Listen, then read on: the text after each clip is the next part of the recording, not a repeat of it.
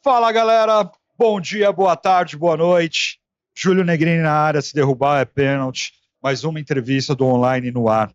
E aqui com multimídia, aproveitando mais uma vez no Anime Friends 2025, com Eric Siqueira, multimídia, redator, escritor, músico.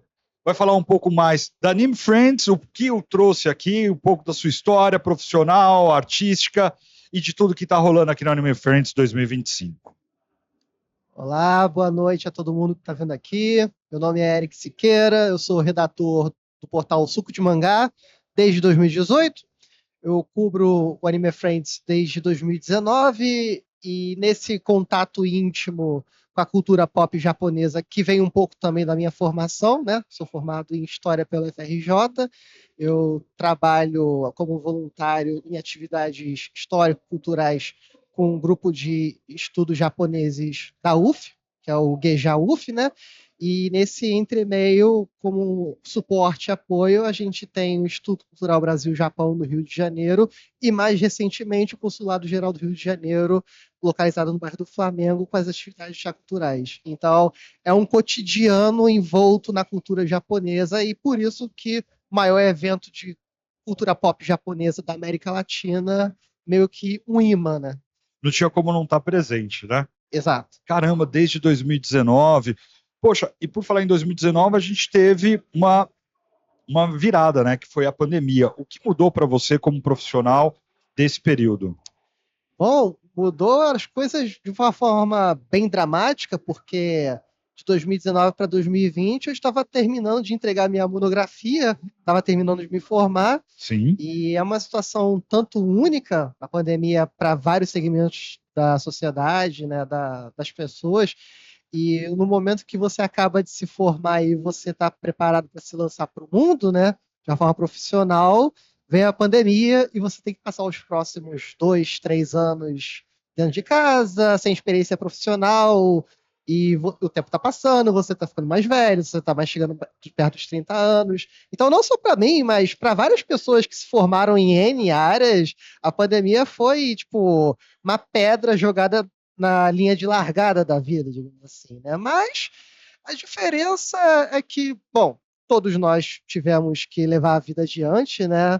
Tivemos que nos virar e nos viramos, sobrevivemos, graças a Deus, né? Deus, graças a Deus. graças a Deus. E, bom, quando tudo volta, a partir de 2022, 2023, eu acho que em 2022 já tem já o Anime Friends aqui de volta. Sim, Acontece muito traição da memória aqui no meu caso, então eu dependo muito da confirmação alheia, eu não confio muito na memória, não. Historiador que não é bom de memória, existe de tudo nesse mundo. E, bom, lógico que essa volta, ela acontece com muita estima de várias pessoas mais velhas, mais jovens, que estão ansiosas em sair, né? Sair, encontrar pessoas, voltar a ter evento como não tinha antes. A, a organização do Anime Friends chegou a fazer uma versão virtual, digamos assim, acho que em sim. 2021, né? Foi interessante, até para não deixar o evento passar batido, a gente entende o propósito disso, propósito muito nobre, né? Não deixar a pandemia parar a vida, né, na medida do possível, daquilo que é sanitariamente possível, né? E assim fomos levando. E, bom, a volta da normalidade, né, traz um boom não só para os eventos de anime, mas também para outros movimentos artísticos do Japão, que explica algumas atrações que começam a vir para o Brasil, em especial no ano passado, na edição anterior do Anime Friends, que foi a vinda do ex-vocalista da banda Sugi, que é o Takeru, e o ex-guitarrista da banda Alice Nine, que é o Hiroto, né? Duas bandas proeminentes de um estilo bem peculiar de rock japonês, muito pautado no visual, nas cores berrantes, na maquiagem, né? Muito emulado ali do glam rock dos anos 80 nos Estados Unidos, como com Poison, Twisted Sisters, por aí, bem nessa pegada, os japoneses se inspiram nessa cena, que é o visual kei. Ele foi muito popular na altura dos anos 2000, né? Coincidindo também com a estreia de Death Note lá para 2005, 2006, Death Note esse, que é a primeira abertura e encerramento feitos pela banda que irá se apresentar esse domingo, que é o Nightmare, né? Uma visita esperadíssima por todo o público otaku, seja aqueles mais fãs de Visual Kei, que é nichado, mas também para o público otaku em geral, porque Death Note é um pilar da cultura otaku brasileira e ocidental também. Você fala de Death Note por aí, todo mundo vai saber quem é Light Yagami, quem é o L. Eu tava vindo pegar o ônibus aqui, aquela transferência gratuita e tal, e eu tava ali com um senhor e a filha ali de L. A menina lá quase descalça, né, que não dá pra ficar andando descalço na rua, no chinelinho, aquela roupa típica. Então, 15 anos depois, ainda a gente tem criança e jovem fazendo cosplay disso daí da época, né? E, Eric, olha o que é interessante, né? A nossa cultura particular, nosso estudo, nossa formação como profissional envolvida a essa atividade aqui que a gente está no Anime Friends. Pessoal, se vocês perceberam, o Eric ele é formado em histórias. Olha a riqueza de detalhes históricos, né, e culturais que ele encontra justamente por causa do estudo dele. Por falar em história, além do evento que a gente vai ter aqui domingo, a gente teve um evento histórico aqui já, né? Sim. Bom, evento histórico depende do sentido que a gente está falando, né? Porque eu lembro que também nessa volta em 2022 nós tivemos mostras culturais, né? Principalmente porque a gente ainda estava na ressaca, por assim dizer, das Olimpíadas de Tóquio de 2020. E 2019 também coincidiu, né? Ninguém esperava que ia cair uma pandemia no colo do Japão nesse ano, mas a Bienal do Livro do Rio de Janeiro ela foi completamente voltada para essa exibição cultural histórica do legado japonês no Brasil, né? Que inclusive foi esse, por um acidente feliz, não foi exatamente essa a minha intenção de estudo final, mas raríssimas vezes uma pessoa ela vai fazer um trabalho de conclusão de curso já decidido no primeiro período. Essas coisas ela vem com a formação. Eu queria estudar períodos de as guerras medievais no Japão do século XVI e tal. Como vê esse seu interesse desse período? Ainda mais oriental. Pois é, né?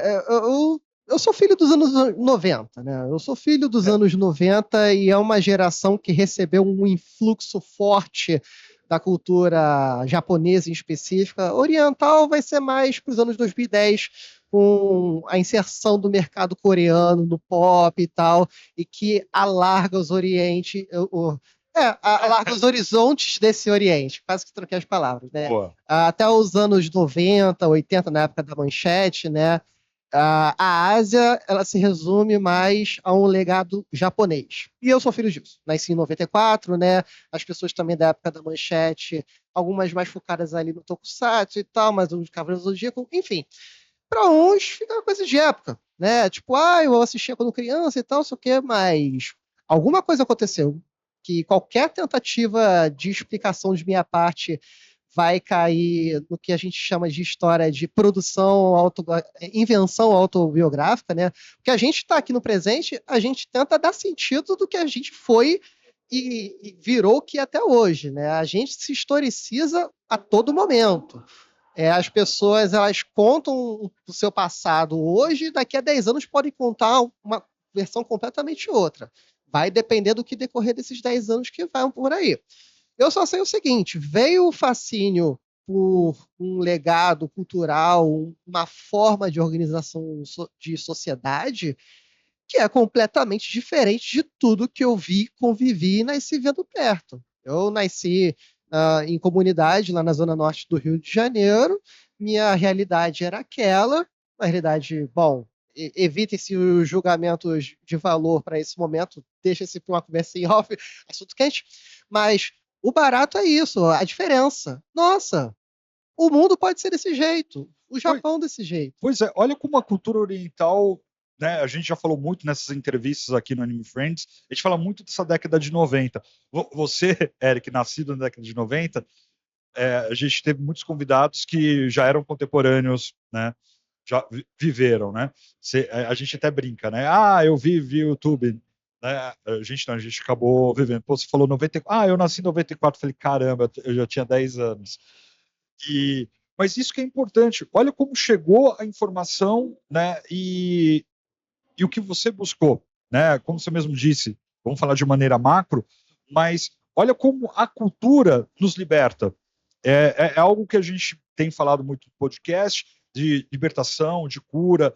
Então, a cultura tem esse poder, né? A gente, quando tem acesso a algo, a gente vê que, né, como você mesmo falou, o horizonte é maior, né? E você encontrou esse horizonte na cultura oriental, em especial a japonesa. Sim, exatamente. Isso é uma consequência do estudo no geral. Tá, Estude se você quiser, seja você um especialista em história, seja você, às vezes, até um engenheiro, dependendo do quanto você seja apaixonado. É tudo uma questão também da paixão. O estudo é movido pela paixão. Então, verdade. seja você um músico, seja você um dançarino, no momento que você se presta a se abrir para o mundo, né? E aquela realidade imediata do seu dia a dia, da sua realidade social, para o bem ou para o mal, e se você apenas se fechar no seu presente, sua vida se limita àquilo, né? E puxando o lado para a minha sardinha histórica, digamos Por favor. assim, a história ela larga esses horizontes individuais, porque quando a gente percebe que cada um de nós que estamos aqui consciente ou não, somos frutos de um processo que se dá na história. Ah, o que isso tem a ver? Eu tenho que estudar aí sobre essas pessoas que tudo já morreu e tal, porque são essas pessoas que legaram esse mundo que você vive. Quer você saiba disso ou não, mas a consequência está lá. Se você quer saber disso ou não, também é uma escolha. Eu escolhi saber, porque eu acho fascinante. É aquilo, né? Também é uma pessoa que se presta ao estudo, né, tal, que tem mais tendência a estudar do que ganhar dinheiro, digamos assim, né? Porque você vai ganhar o que com isso? A gente nunca sabe. As oportunidades elas vêm na vida. Isso é um outro papo. Verdade. Mas falta um pouco, né, essa valorização do estudo pelo mérito do estudo, porque é fascinante. Você concorda que o Brasil não valoriza a história como deveria valorizar? Oxe. Tem uma fala de um historiador, de um jornalista, na verdade, ele transita muito bem entre os dois. É um youtuber de sucesso, o Eduardo Bueno, né, da Buenas Ideias. Ele se popularizou muito com esse quadro Não Vai Cair no Enem e tal. Ele tem essa persona toda, tal, não sei o quê. Eu sou uma pessoa um pouco mais reservada. Ele é um cara muito teatral. E ele, num simpósio em 2003, né, nessa época, sem internet nem nada, mas ele faz uma citação, né, sobre a história intelectual do Brasil, que é um dado histórico, né, das colônias.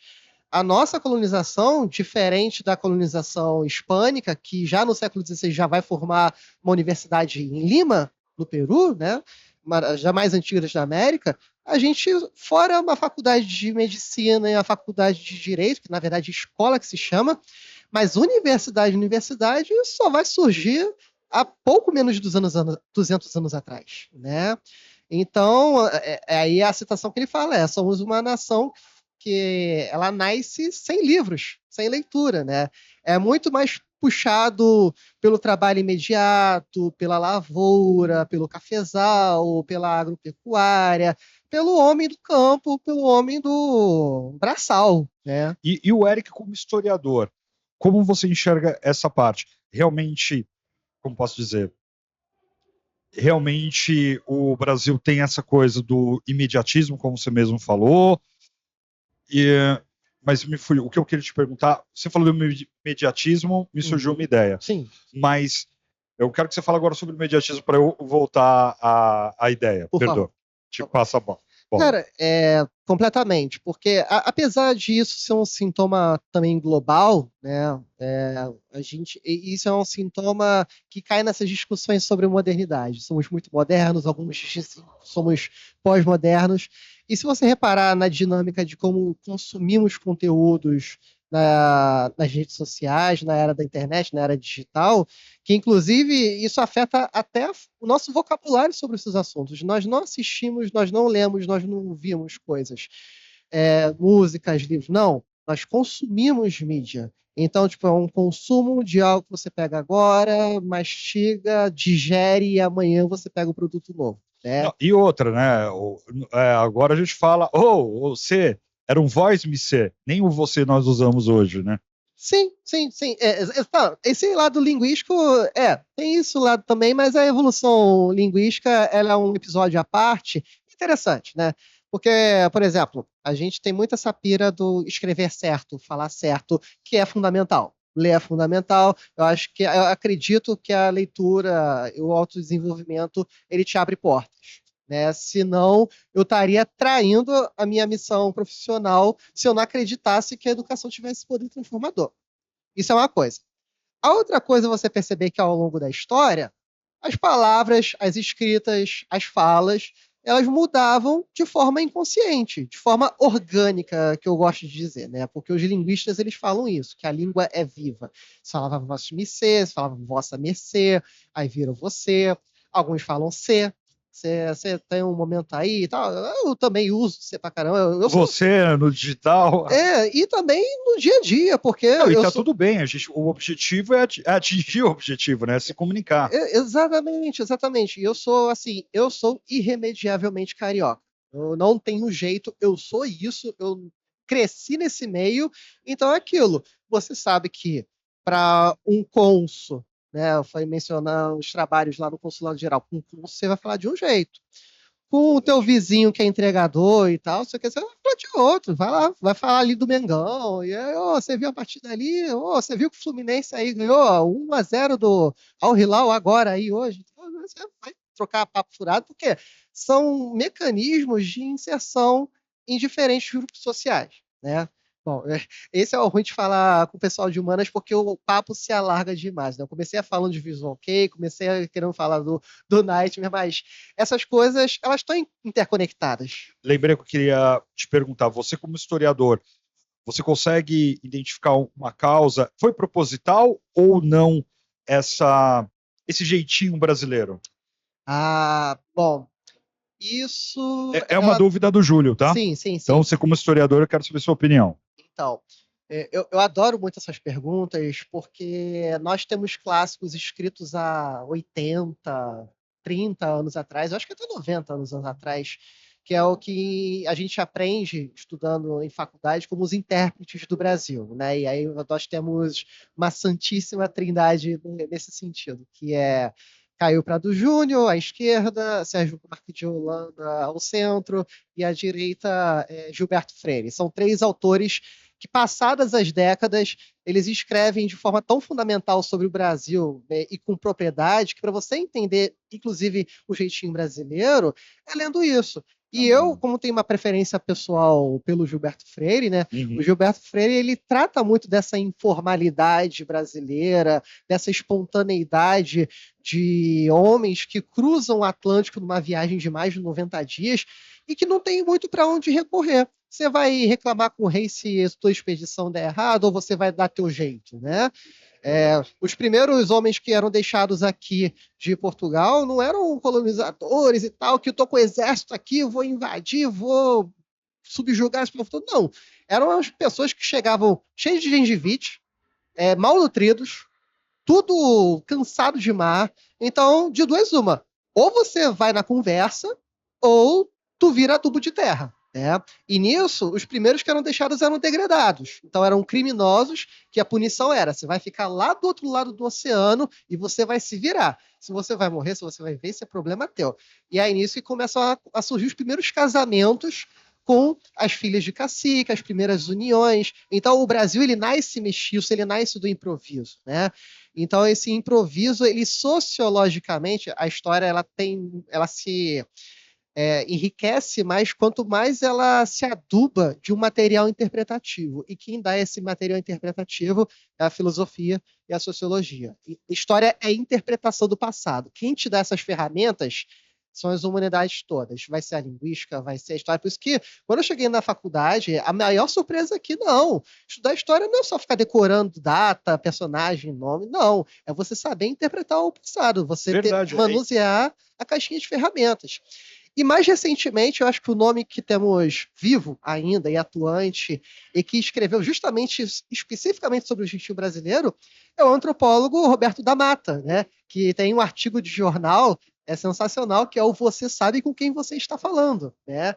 Que é a personificação, digamos, dessa pulação de etapas. Da carteirada. Da carteirada, né? Você não vai esperar você se credenciar como uma autoridade, não. Você joga teu nome. Eu sou filho de fulano de quem?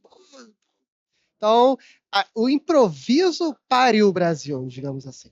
Eric, e todo esse conhecimento seu como historiador, né, como isso te nutre, como isso, palavra errada, corrigir aqui a palavra, como você usa todo esse conhecimento como combustível para essa cultura oriental hoje? Então, como eu disse anteriormente, né, o que começou meu fascínio pelo Japão, pela Ásia no todo, mas eu acho que meu fascínio é com o Japão em particular, porque eu não me atrevo a falar de Ásia no geral. É muito continente, é muito país, é muita etnia. Mas é a diferença que me pega. Então, quanto mais eu conheço das especificidades do Japão ao longo da história, sua sociedade, há 1000 anos atrás, há 200 anos atrás, há 10 anos atrás, porque também o Japão ele vai mudando de formas tremendas, tremendas que a maioria das pessoas nem sabe, vai achar que é a mesma cultura japonesa de 1000 anos atrás.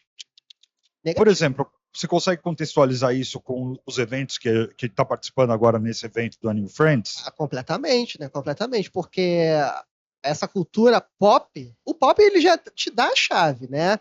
Ele está inserido num contexto global, né? De mangás e animações que surgem de animadores e desenhistas que nasceram lendo a Disney, que viram as animações de Tom e Jerry e adoraram aquelas animações de comida. Eu falo isso porque eu sou um grande fã de animes de comida, eu adoro culinária. Eu acho cozinhar um ato terapêutico, pessoalmente falando, adoro. Verdade. E eu descobri que, tipo, existem incontáveis animes e mangás de comidas que te dão água na boca. E a inspiração disso? Tom e Jerry. Porque Tom e Caramba! Jerry tinha também aqueles pernis e tal, e você via aquele banquete, e aí você para e pensa, caramba, eu vi isso quando criança, realmente me dava água na boca. Então, quer dizer, é uma produção que ela é evidentemente em forma, em estilo e conteúdo é japonês, né? Depois isso vai se desdobrando para a Coreia, para o manhwa, né? E a China também tenta entrar de gaiato aí na indústria da animação, mas o carro-chefe até hoje, 2025, é o Japão, indiscutivelmente. E, mas isso está contextualizado no Japão que se globalizou, que se modernizou desde 1865, né?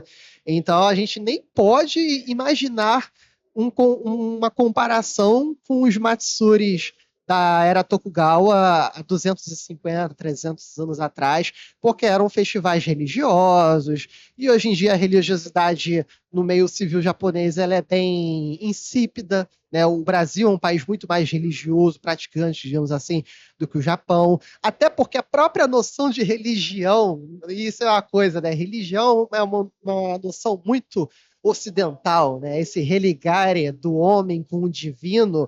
Na Ásia, o homem divino, sociedade, está tudo no mesmo plano. Né? Então não é essa separação existe para nós. E no oriental tá mais nos princípios, né, pro asiático. Ele vive mais, né? Não tem, inclusive tem aquela típica frase, né? Poxa, você vai, se o homem precisa da religião para se normalizar, alguma coisa não é normal. Nossa, isso é um papo filosófico tão. Porque, nossa, eu vou me limitar aqui porque filosofia moral é um negócio, tipo, problema do mal. O problema do mal é tipo, o ser humano é bom ou mal? E se Deus é perfeito, por que existe o mal? É uma pergunta que quem ouve, assim, acho que quem vai fazer são pessoas que se tentam se desvencilhar dessas formas religiosas de pautar o que é o bem ou o que é o mal. Só que a gente dá com a porta na cara quando descobre que quem faz essas perguntas de forma magistral há mais de, sei lá, 1500 anos atrás é Santo Agostinho, um padre da igreja, né? Tipo, na verdade, considerado doutor da igreja. Então, Alguém estudado dentro da igreja colocou exatamente. essa dúvida. A gente tem no próprio cenário profissional filosófico brasileiro, né? Porque nós temos os filósofos pop, o Karnal da vida, Cortella, Pondé, todos eles têm contato com a filosofia também dos medievais, da religião. Então, já é consenso na Tem a base. academia de que os religiosos eles sabiam pensar o mal a sério e saber que o ser humano é um ser moral. Mas, enfim, são outras coisas. Agora, a questão do princípio que você falava, né, para a gente voltar à vaca fria, e isso conecta um pouco quando eu digo dessa diferença de religião para o ocidental e para o japonês, digamos assim, o japonês em particular. lá no grupo de estudos onde eu participo desde 2015, né, o grupo de estudos japoneses da UF, eu tenho um colega de pesquisa, né, meu senpai, digamos assim, que é o Douglas Almeida, ele diz que a religião no Japão é um dever cívico e moral. Olha só. Porque ao servir os deuses, você está servindo o representante desses deuses, na verdade, da maior deusa, né, a deusa Sol Amaterasu, que é o imperador. Então, há muito no Japão, você falar de religião é você falar de política, porque o representante dos deuses está lá, que é o imperador, a casa imperial. Aqui não. Você tem até o Papa, né? Teve aí o Papa novo, Leão XIV, gente boa pra caramba, simpaticíssimo, mas ele não é representante de Deus na Terra. Quem acha isso tá maluco. Ele é o consenso da autoridade lá entre todos os bispos. Ele é o bispo do maior e do primeiro bispado lá, bispado de Roma. Mas ele não é representante de Deus com existência nenhuma. Representante de Deus veio, passou, Jesus Cristo tal, foi crucificado, voltou, promete que vai voltar, e aí nisso que repousa a fé cristã. A coisa extramundana, que é o que se diz em sociologia, né, com Max Weber, que as pessoas estudam no ensino médio, que é mística intramundana, sese extramundana, né? Então tem essas diferenciações que você tem que fazer com muito cuidado, muito cuidado. E com todo esse conteúdo, o que a gente, como consumidor do suco de mangá, que você, Eric Siqueira, pode nos brindar com esse suco de mangá? O que você pode falar desse seu trabalho? Bom, é aquilo. Em 2018, eu vi essa oportunidade, né, de entrar na redação para escrever sobre anime, e eu... Só um parênteses, porque tudo que a gente está falando aqui do trabalho do Eric tem um ser humano ali, tem alguém que estudou, passou por desafios, até procurar a cultura e passar isso para nós, né? Então eu queria que você explicasse, porque ficou claro aqui todo o conteúdo, o conhecimento que você tem, e pô, agora eu fiquei mais curioso ainda de conhecer o seu trabalho. Então, o que acontece, né, é que o suco de mangá ele foi uma oportunidade muito feliz de tornar exterior pensamentos e reflexões mil que você vê, né? Esse minuto de papo aqui comigo que tu sai muita coisa. Verdade. Quem acha isso, quem vê assim, tá me conhecendo pela primeira vez, tá achando que eu falo pelos cotovelos, eu sou mó palestrinha. Não, eu fico na minha e tal, fico pensando muito, às vezes pensando mais do que devia. Mas as reflexões estão lá a todo momento, e o suco de mangá foi uma maneira de externar pensamentos e reflexões daquilo que eu assistia e que eu lia, e como aquilo reagia em mim. Por isso que eu falei há pouco sobre essa ideia, o vocábulo de você consumir mídia, e assim, eu tento ser uma pessoa muito moderada nos meus posicionamentos. Mas nessa parte eu sou radicalmente contra a gente ficar falando de consumir mídia, porque é um trabalho de um ser humano que está passando pela gente, que está passando pela nossa mente, pela nossa cabeça, e a gente não pode abdicar também da nossa própria cabeça, que reage ao que está sendo visto e ouvido, consumido, né? Mas essa é justamente a minha dúvida. Consumir cultura é o termo correto ou não? Qual seria o outro termo? Olha, pode ser que num contexto de transformações e tal, aí tem a galera que fala que a língua é viva, beleza. É que eu, na minha interpretação, né, pode-se discutir isso ou não, porque eu tô longe de ser o dono da verdade, jamais querei ser. Mas eu entendo que o uso do termo consumir mídia, ela tá no contexto onde as pessoas elas só veem as coisas, mas não assistem. Então não existe um crivo crítico que te faz pensar, te faz refletir sobre o que você está vendo, não absorve. Né? Não tem um impacto, seja positivo na tua vida ou não, e você não consegue nem elaborar por que você gostou disso ou não. E eu acho isso muito preocupante, porque... Mas no seu caso, você não consumiu. Não. Você mesmo disse que você teve a oportunidade, dentre os desafios que você tinha, de ter acesso à cultura. Então, isso você não só consumiu aquilo realmente você absorveu, entrou e reagiu. É porque existe meio que um entrave geracional aí, né? Como eu falei, eu tô com 31 anos, não sou mais jovem. Não sou adolescente, não sou mais jovem.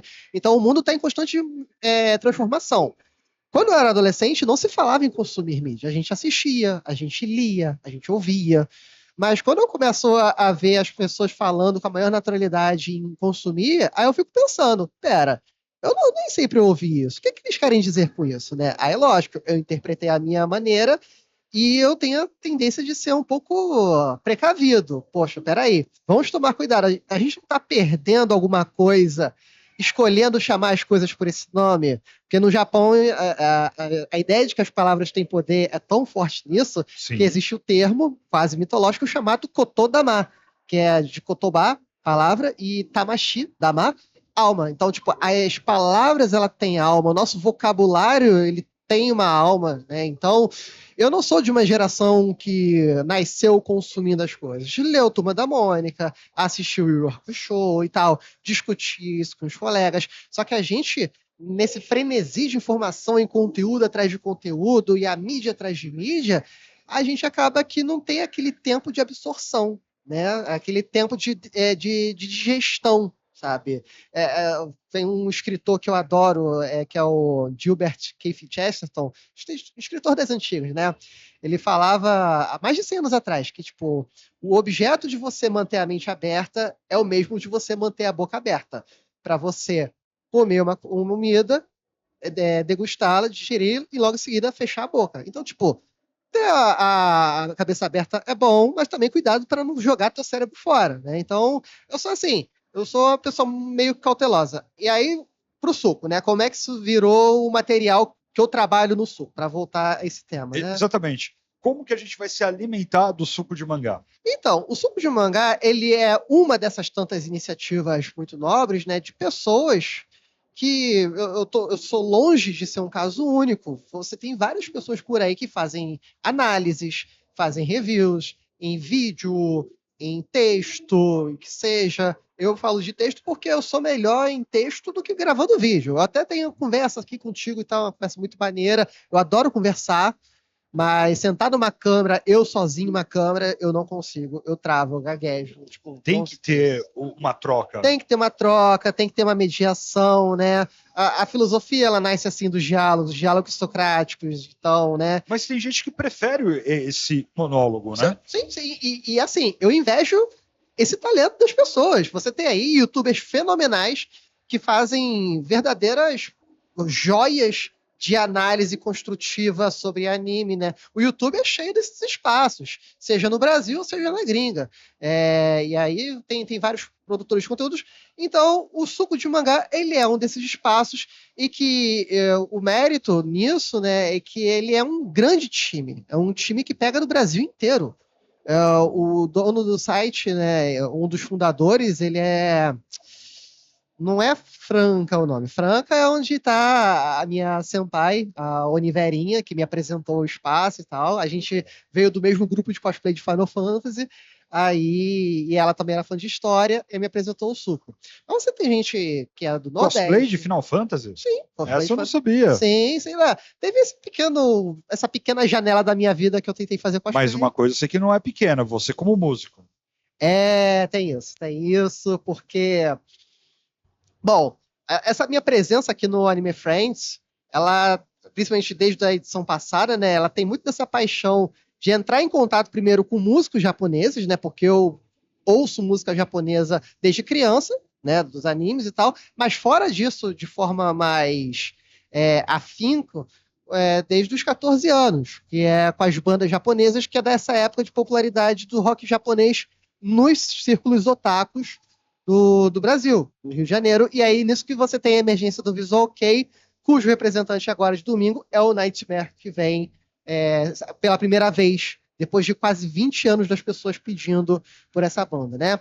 Então, nesse caso... Essa é a parte histórica que eu falei. Essa é a parte histórica, exatamente. A história de um nicho cultural, né? Um nicho cultural legal. que surge nos anos 80, e que, inclusive, eu espero muito ter a oportunidade de fazer essa pergunta para um dos guitarristas, mas o guitarrista que é o Sakito, ele conseguiu, muito talentoso, né? Conseguiu ir para o meio das pessoas que o inspiraram, né? Porque ele cresceu ouvindo as maiores bandas dos anos 90, que foi o Lunacy. O Lunacy foi o grande estouro dos anos 90 junto com o Larkin Ciel.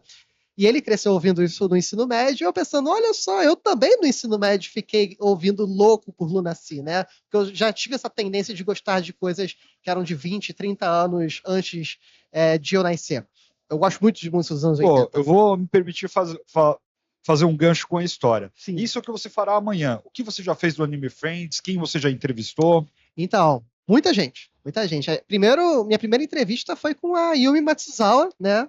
Arroz de festa aqui, nosso, que é uma presença ilustre, simpaticíssima. E eu tive essa grata oportunidade de fazer entrevistas, graças ao Estúdio Mangá, e ali eu descobri uma paixão, né? Descobri uma paixão que é entrevistas, porque o historiador, ele é uma pessoa que ela é ensinada a fazer perguntas. Você faz pergunta ao passado. E tua investigação histórica será de maior qualidade, quanto maior será a Por qualidade isso da meu tua trocadilho. pergunta. Exatamente. Então, meio que nesse cacuete, eu consegui fazer perguntas, modéstia à parte, muito interessantes, porque eu vi lá, ela foi jurada em tal, não sei o quê. Eu nunca vi alguém perguntar sobre isso. Legal. Né? Tentar fugir do comum. Nisso daí eu tenho que agradecer publicamente o Jovem Nerd, que ensinou, né, a sair da mesmice, a você entrevistar um ator famoso que faz entrevista semana sim, semana não, e é sempre as mesmas perguntas, e vira algo um monótono, e aí você não quer mais saber disso, você chega respondendo automático. Quando você quebra essa pessoa com uma pergunta inusitada, que ninguém fez, quando você vai buscar uma fonte, uma entrevista que ninguém fez aquele gancho, aí você ganha a atenção da pessoa e das pessoas ao redor. Por isso que é com muita alegria que eu venho fazendo essas coberturas desde 2019, já conheço o pessoal responsável pela imprensa e tal. Por quê? Por causa desse trato que eu gosto de fazer com as perguntas, porque tem que fazer valer a pena esse trajeto todo de 14 horas ou mais do que isso, do Japão até aqui, é uma viagem cansativa. Então, né, fugir daquela mesmice tá bom. Você quer saber o que a pessoa tá achando do Brasil, se a pessoa gostou de caipirinha e tal, se meu ponto de vista. Beleza, a gente vai ter esse. Mas, cara, pergunta sobre o trabalho da pessoa, Isso. pergunta sobre suas influências, pergunta, sei lá, cara, a internet tá aí, o que mais tem é entrevista, viu uma resposta ali, pô, dá para fazer um gancho em cima dessa pergunta? Puxa. E aí vem a questão do Sakito, que eu tô falando que ele tem as mesmas referências que as minhas. Que legal. E no ano passado, em 2024, foi o aniversário de 60 anos do vocalista da banda mais influente desse meio e pioneira dos anos 80, que é o Dead End. E o Sakito, ele tocou como guitarrista com a banda, a formação original. Infelizmente, o guitarrista original ele faleceu em 2020, não relacionado à Covid, mas foi uma sepsis assim, que pegou do nada. E ele foi lá, ele tocou, e dava para ver pelas filmagens que ele estava empolgado como feito a gente. Aí eu, cara, o que você achou? Aí imagina, o negócio que já é nichado. Ele vem pro Brasil, a primeira coisa que ele vê é um brasileiro que já sabia dessa banda que ele cresceu ouvindo e amando e que ele tava com um semblante feliz. Imagina a alegria dessa pessoa de perguntar, né? Poxa, Eric, a próxima pergunta que eu te farei é justamente sobre isso. Eu tive um desafio. Várias das perguntas que eu tinha para fazer já tinham feito. Eu não tive todo esse know-how histórico do artista como você teve. Quando chegou, foi dada a minha vez, falei, poxa, eu vou ter que perguntar da parte cultural. Eu não estava tão preparado quanto a ti. Eu tive que perguntar, falei, poxa, qual a diferença da sua primeira vinda para cá?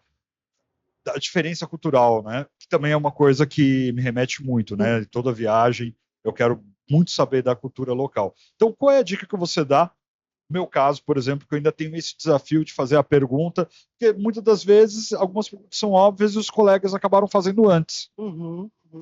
Então, existem algumas perguntas que caem na mesmice, né? Ainda mais quando é artista internacional. Verdade. Por alguma razão, quando o brasileiro ele tem muito dessa necessidade de validação, principalmente validação estrangeira. Então, tipo, a primeira coisa que as pessoas querem saber, o que você está achando do Brasil? A pessoa acabou de pisar o pé, nem saiu do aeroporto direito, mas o que você achou do Brasil? Então, beleza, importante, mas, cara... Aí, no meu caso, como já tinham perguntado, eu falei, posso perguntar sobre cultura? Sobre cultura ninguém perguntou. Exato. Assim, eu sei, cada um é cada um, né? Cada um tem seu tempo, é humanamente impossível, às vezes, você está planejando tua viagem, tua estadia, você não vai conseguir pesquisar a fundo todas as atrações que vêm para minha frente. Porque se eu disser que eu consegui pesquisar um por um de quem veio e quem você quer entrevistar e tal, tem 5 perguntas originalíssimas para cada um. Isso é uma mentira. É uma escolha. Você tem que fazer uma escolha, você tem que escolher suas batalhas, né? Aí vai a pesquisa. Pesquisa o background do cara, a trajetória, as influências também, se tratando de um artista. E artista, né, quando você está falando de artista, principalmente, seja da parte musical, seja da parte teatral, seja um mangaká, como a gente tem também o diretor Shinichiro Watanabe de Cowboy Bebop aí, ele é um um cara que também cresceu assistindo filme, influências. Toda a parte da arte, ela é também uma reprodução. Daí o que se diz que em arte nada se cria, tudo se copia, né? Então, quando você vai ali, vai pescando as referências e tal, vai se familiarizando com os gostos do seu entrevistado, você meio que aproxima. É um exercício de empatia, digamos assim, né? Se eu fosse fã disso, o que eu gostaria que alguém me perguntasse? Pô, Eric, legal. E para encerrar, eu não queria que você desse um spoiler, mas fazendo um trocadilho, sou o rei dos trocadilhos, para deixar a gente com um gostinho de saber o que você vai publicar nas suas redes. Aliás, por favor, divulgue as suas redes, para a gente ficar com o gostinho de quero mais, não dando spoiler, mas aquele gostinho do que a gente vai acompanhar de seu trabalho aqui no Anime Friends. Certo. Então, meu trabalho aqui, sem dúvida, o @sucodm, né? Eu sempre fui essa pessoa do coletivo aqui, então toda essa cobertura desde 2019, ela acaba virando artigos, vira uma galeria, às vezes vira transcrição, né? Porque às vezes a pessoa não tem a oportunidade de ver uma palestra riquíssima, como está sendo agora a do Shinichi Watanabe, que é uma figura histórica da história da animação dos animes, né, dos anos 90 para cá, porque você não pode falar de anime sem falar de Cowboy Bebop, é um pilar da animação no mundo, né? Então a gente tá diante de um figurão. O que esse cara falou e tal? Às vezes a pessoa tá vendo uma live e tal, mas, bom, textos são meu atrativo, eu gosto de ler, eu gosto de escrever, então tem lá a coluna, @sucodm, você vai lá ver no Suco de Mangá. Cada redator tem a sua coluna, eu tenho a minha. Eu faço ali as análises de animes da temporada. Às vezes eu também faço análises de animes que estão fora de temporada, mas que chamaram a minha atenção, né? Tem um negócio bem estruturadinho, né? Tem até recomendações de acordo com o que foi mais visto, lido, compartilhado. Aí tem lá se são mais populares. Então tem lá o texto sobre Welcome to NHK, né? Que é também uma obra famosa que discute, já em 2006, a solidão das pessoas no mundo urbanizado e tal, e a gente discute a todo mundo epidemias de solidão, então você encontra de tudo um pouco. Não quer saber de anime?